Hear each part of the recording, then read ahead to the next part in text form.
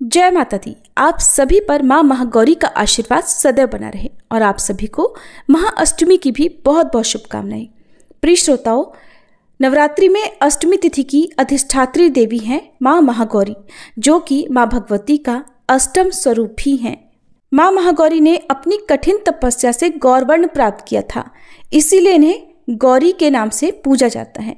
उत्पत्ति के समय माँ महागौरी 8 वर्ष की थी, इसलिए इसी अवस्था में माँ महागौरी की पूजा करने से भक्तों की सभी मुरादें पूर्ण होती हैं।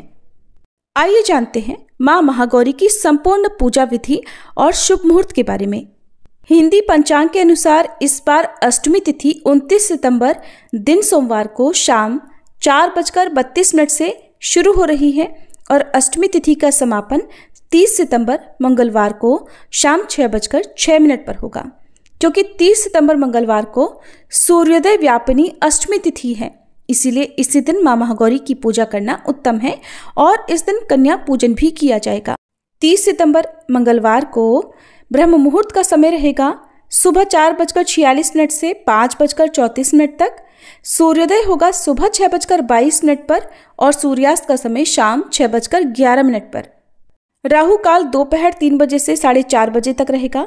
इस दिन शोभन योग बन रहा है, जो कि पूरा दिन रहने के बाद देर रात 1:03 पर समाप्त होगा।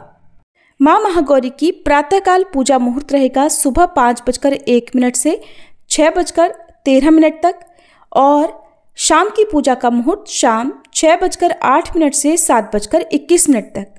कन्या पूजन का शुभ मुहूर्त रहेगा सुबह 6:22 से लेकर दोपहर 12 बजे तक। अब बात करते हैं पूजा विधि के बारे में। तो आज अष्टमी तिथि के दिन बहुत से घरों में कन्या पूजन भी होता है और बहुत से लोग माँ महागौरी की पूजा करने के बाद, कन्या पूजन करने के बाद अपना उपवास भी खोल लेते हैं। तो वैसे तो आप ऐसा भी कर सकते हैं, लेकिन जहाँ तक हो सके नवरात्रि में पूरी 9 देवियों की पूजा करने के बाद ही आपको अपना व्रत खोलना चाहिए।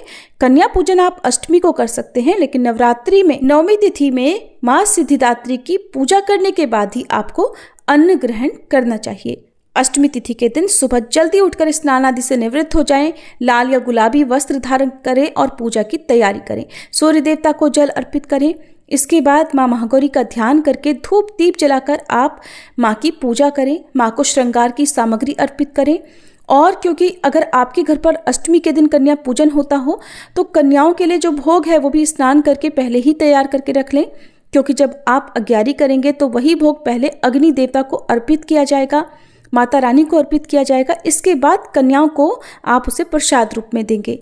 माँ महागौरी की पूजा करते समय सभी नवदुर्गाओं का ध्यान करें, अपने इष्ट देवी देवताओं का ध्यान करें।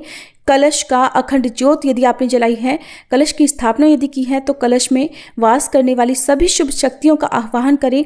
माँ महागौरी से प्रार्थना करें कि वे आपके द्वारा की गई पूजा को स्वीकार करें। और आज आप श्रद्धा से अष्टमी के दिन कन्या पूजन कर रहे हैं, तो इसके लिए भी आप पहले ही प्रार्थना कर लें कि कन्या पूजन में अगर कोई गलती हो जाए तो उसके लिए माँ आपको क्षमा कर सकें। अब धूप दीप जलाकर आप माँ के मंत्रों का जाप करें। माँ महागौरी के मंत्र हैं ओम देवी महागौर्ये नमः। प्रार्थना मंत्र श्वेते वृषे समारूढ़ा श्वेतांबरधरा शुचिः महागौरी शुभम दद्यान महादेव प्रमोददा। स्तुति मंत्र या देवी सर्वभूतेषु माँ महागौरी रूपेण संस्थिता नमस्तस्यै नमस्तस्यै नमस्तस्यै नमो नमः। मंत्र जाप के अलावा माँ की कथा का पाठ या श्रवण करें। यदि श्री दुर्गा सप्तशती का कोई भी अध्याय रह गया हो तो आज आप पूर्ण कर लें। पूर्णाहुति हवन करें। सबसे अंत में कपूर जलाकर आरती उतारें और फिर माँ को भोग लगाएं। महागौरी की पूजा विधि विधान से करने के बाद ही आपको कन्या पूजन करना चाहिए। और कन्या पूजन के लिए 5, 7, 9 या 11 कन्याओं को सादर आमंत्रित करके, जिनके साथ एक बटुक भैरव यानी एक छोटा बालक भी हो, उनकी भी पूजा करें। सभी को साफ सुथरे आसन पर पूर्व दिशा की ओर मुंह कराकर विराजमान कराने के बाद सभी के माथे पर तिलक लगाएं। कन्याओं सहित पटुक भैरव को भी आप प्रसाद में हलवा, पूरी, चना, नारियल आदि दें और उसके बाद जो भी व्यंजन, जो पकवान, सात्विक भोजन आपने बनाया है वो भी आप उन्हें दे सकते हैं। बाद में उन्हें दक्षिणा और फल, मिठाई आदि देकर सभी के पैर छूकर उनका आशीर्वाद लेकर सम्मान सहित विदा करें और पूजा पाठ में या कन्या पूजन में हुई गलतियों के लिए सच्चे मन से मां महागौरी से क्षमा याचना भी करनी चाहिए। अब बात करते हैं कलश के ऊपर रखे नारियल की, क्योंकि बहुत सी जगह पर कन्या पूजन के समय कलश के ऊपर के नारियल को हटा लिया जाता है और उसे तोड़कर प्रसाद रूप में सभी लोगों में बांटा जाता है, कन्याओं को भी बांटा जाता है। तो अगर आपके यहाँ पर ये परंपरा हो तो आप भी नारियल तोड़कर कन्याओं को प्रसाद रूप में दे सकते हैं। और जिन लोगों के यहाँ ऐसा नहीं करा जाता है वो लोग नारियल को आसपास के देवी मंदिर में रख सकते हैं या फिर बहते जल में प्रवाहित कर सकते हैं। इस प्रकार से अष्टमी तिथि के दिन कन्या पूजन करने के बाद जो भक्त अपना उपवास खोलना चाहते हो वो माता रानी को अर्पित किए गए भोग से अपना उपवास खोल सकते हैं। ध्यान रखें, अष्टमी तिथि के दिन आप एक समय ही भोजन कर सकते हैं। सात्विक भोजन जिसमें लहसुन प्याज का प्रयोग ना हो वो आप करें और नवमी तिथि के दिन भी आपको फिर सात्विक भोजन ही करना है, लहसुन प्याज का प्रयोग नहीं करना है। और अगर अष्टमी के दिन भी आपने कन्या पूजन कर लिया हो तो आपको अगले दिन माँ सिद्धिदात्री की भी पूजा करनी चाहिए और हो सके तो कम से कम किसी एक कन्या का पूजन करके या कन्या को फल, मिठाई, दक्षिणा आदि इस दिन भी आपको भेंट स्वरूप देनी चाहिए, उनका आशीर्वाद लेना चाहिए। बहुत सी जगह पर अष्टमी के दिन पूजन करने के बाद विसर्जन कर दिया जाता है, तो जो लोग ऐसा करना चाहते हैं तो उन्हें अष्टमी तिथि को शाम को सूर्यास्त से पहले पहले विसर्जन कर लेना चाहिए। विसर्जन कब और कैसे करें इसकी अलग से जानकारी आपको हमारे चैनल पर मिल जाएगी, आप उस वीडियो को देख सकते हैं। माँ महागौरी को आप पूजा करने के बाद श्रृंगार की सामग्री अर्पित करें, जिसका दान आप किसी निर्धन सुहागिन महिला को भी कर सकते हैं।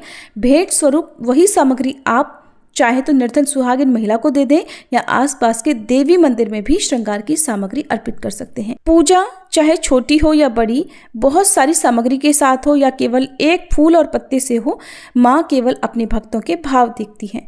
अगर आज आप कन्या पूजन विधि विधान से ना कर पाए, बहुत सारी आप जो कन्याओं का पूजन है वो नहीं कर पाते हैं या एक कन्या का ही पूजन कर रहे हो, कोई अभाव हो, तो आप उस अभाव को मन में इस प्रकार से भाव करें कि आप अपनी तरफ से माँ को तरह तरह के व्यंजन अर्पित कर रहे हैं और 9 कन्याओं का पूजन कर रहे हैं। इस भाव से यदि आप पूजन करेंगे और माँ से प्रार्थना करेंगे कि वे अगली नवरात्रि तक आपके इस अभाव को यदि दूर कर सके तो उनकी अति कृपा होगी, तो निश्चित ही माँ आपकी सुनेगी और आपके जीवन के सभी दुख, सभी आर्थिक अभावों को दूर करके आपको अपना आशीर्वाद देंगी। तो ये थी माँ महागौरी की संपूर्ण पूजा विधि की जानकारी। उम्मीद है आपको पसंद आई होगी।